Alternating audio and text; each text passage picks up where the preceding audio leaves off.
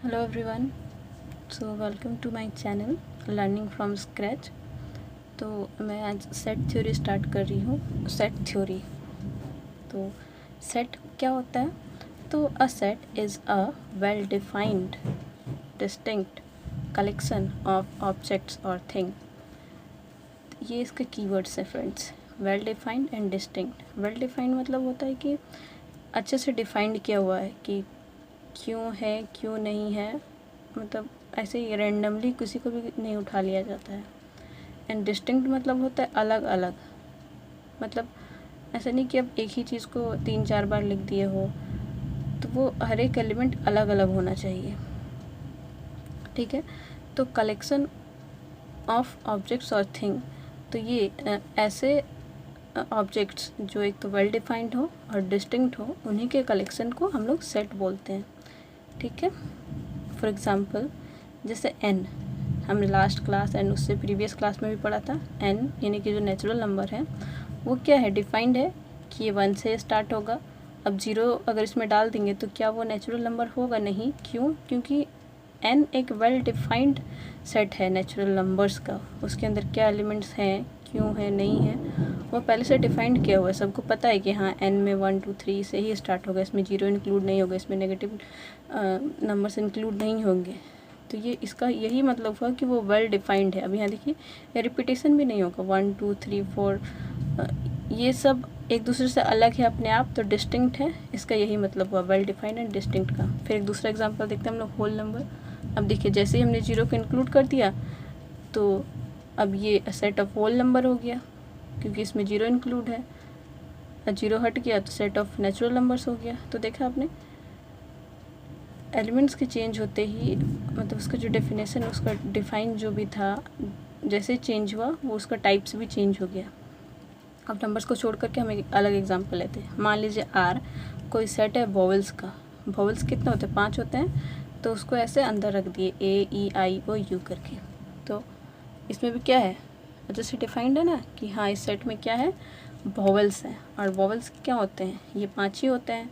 अब इसमें मैं बी लिख तो नहीं सकती क्योंकि बी वॉवल नहीं है। तो आपको अच्छे से समझ में आ गया होगा वेल डिफाइंड और डिस्टिंक्ट का यहाँ पे क्या मतलब होता है। फिर ये जो अंतर हम लोग लिखते हैं, इन्हीं सबको हम लोग एलिमेंट्स या मेंबर्स बोलते हैं एक सेट का। तो एलिमेंट्स या फिर मेंबर्स ऑफ ए सेट क्या होते हैं? Objects content in a set. तो अभी हम लोग नोटेशंस के बारे में देखेंगे फ्रेंड्स। तो नोटेशंस तो हमने देखा था अभी जस्ट, सेट एंड एलिमेंट्स। तो जो सेट होते हैं उसको कैपिटल लेटर्स में दिखाया जाता है, A B C x Y Z, ये सारे क्या कैपिटल लेटर्स में ही यूज़ होंगे। वहीं जब हम लोग एलिमेंट्स को डिनोट करते हैं उसके लिए स्मॉल लेटर्स का यूज़ किया जाता है, जैसे small a B C x Y z. तो हम लोग लेटर कोई भी यूज़ कर सकते हैं, बस अगर सेट दिखा रहे हैं तो कैपिटल लेटर्स, एलिमेंट्स दिखा रहे हैं तो small letters. For example A equals to curly brace के अंदर हमने ए लिखा, तो ये जो पूरा चीज़ जो है, ये क्या, ये एक सेट को डिनोट कर रहा है। तो A equal to under curly bracket A is a set, but जब हम लोग इसके अंदर का बात करते हैं, ए क्या है, एक एलिमेंट है। ठीक है, तो ऐसा नहीं कि अगर ए सिर्फ दिया हुआ तो आप उसको एलिमेंट बोल देंगे। अगर कोई भी एलिमेंट किसी कर्ली ब्रैकेट के अंदर लिखा हुआ है तो उसका मतलब वो एक सेट होता है, ना कि एलिमेंट होता है। इसलिए ये दोनों चीज़ अलग अलग होता है, ये आप हमेशा याद रखिएगा, ये इसका डिफरेंस होता है। और अब मैं आपको बताऊंगी कि इनको दिखाने का तरीका क्या होता है। ये जो एलिमेंट्स हम लोग लिख रहे हैं इसको 2 तरीके से लिखा जाता है। पहला को रोस्टर या फिर tabular form of a set बोलते हैं, जिसमें कि जो सेट होता है, देखिए सेट यानी कि ए इन कैपिटल लेटर, उसको हम लोग कर्ली ब्रैकेट के अंदर सिर्फ लिख देते हैं। जैसे कि मैंने जब सेट का डेफिनेशन दिया था तो आपने एग्जांपल लिया था collection of vowels a e i o u. तो इसमें क्या है कि हम लोग सिर्फ कर्ली ब्रैकेट के अंदर उस एलिमेंट को कॉमा दे करके लिख देते, बस हो गया। इसको हम लोग रोस्टर या फिर टेबुलर फॉर्म बोलते हैं।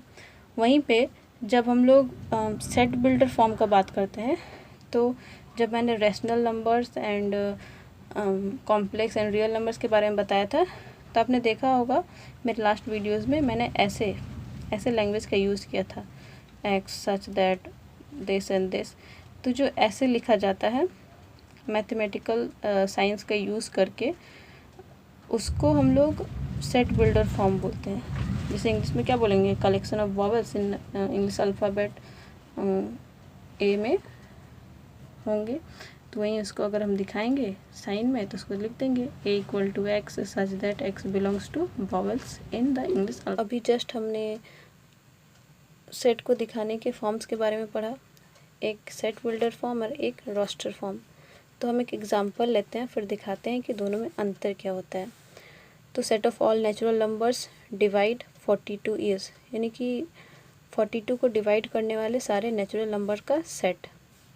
जब नेचुरल नंबर का बात आया तो पहले क्या एन आना चाहिए हमारे दिमाग में, एन एन एन यानी कि सेट जो कि 1 से स्टार्ट हो, 1 2 3 4 एंड सो ऑन। तब हमें देखना है कि जो डिवाइड करता है 42 को, तो जब रोस्टर फॉर्म में लिखते हैं, रोस्टर फॉर्म को टेबुलर फॉर्म भी कहते हैं, तो उसमें हम लोग क्या करते हैं, नॉर्मली कर्ली ब्रैकेट देते हैं एंड देन एलिमेंट्स को कॉमा के हेल्प से लिखते जाते हैं। तो 42 है ना, 1 से डिवाइड होगा यस, 2 से यस, 3 से यस, एंड सिमिलरली 6 से, 7 से, फिर 14 से, फिर 21 से एंड 42 से। तो इन सारे नंबर्स जो हैं ये 42 को डिवाइड करेंगे, इसीलिए ये इस सेट के एलिमेंट्स हो गए। तो ये क्या रोस्टर फॉर्म था जिसमें हमने कॉमा का यूज़ करके इसको लिखा है। अब हम लोग देखते हैं कि सेट बिल्डर फॉर्म में हम लोग कैसे लिखते हैं। सेट बिल्डर फॉर्म में हम लोग सिंपली लिखेंगे x is such that x divide 42, यानी कि यहाँ x क्या है, एक ऐसा नंबर है जो कि 42 को डिवाइड करेगा। तो जब हमने बोल दिया कि हाँ ऐसा नंबर है जो 42 को डिवाइड करेगा, तो हमारा काम बस वहीं ख़त्म हो गया। अब ऐसा नहीं कि ये तो चलिए हमने छोटा था, 1 2 3 4 5 6 7 8 एलिमेंट थे तो हमने लिख दिया, पर अगर हो कि इवन नंबर टेल 1000 तो फिर कितने सारे इवन नंबर हो जाएंगे। अब हम लोग सारे को एक एक करके कॉमा देके लिख नहीं सकते ना, इसीलिए इसका यूज़ किया जाता है ताकि बड़े से बड़े और कितने भी सारे नंबर्स हो तो हम लोग इस फॉर्म में उसको लिख सकें। ठीक है, तो चलिए आई होप आपको एग्जांपल से थोड़ा समझ में आ ही गया होगा। तो आगे हम लोग और जानेंगे सेट को अच्छे से। तो आज के लिए इतना ही। Do like, share, subscribe, and thank you.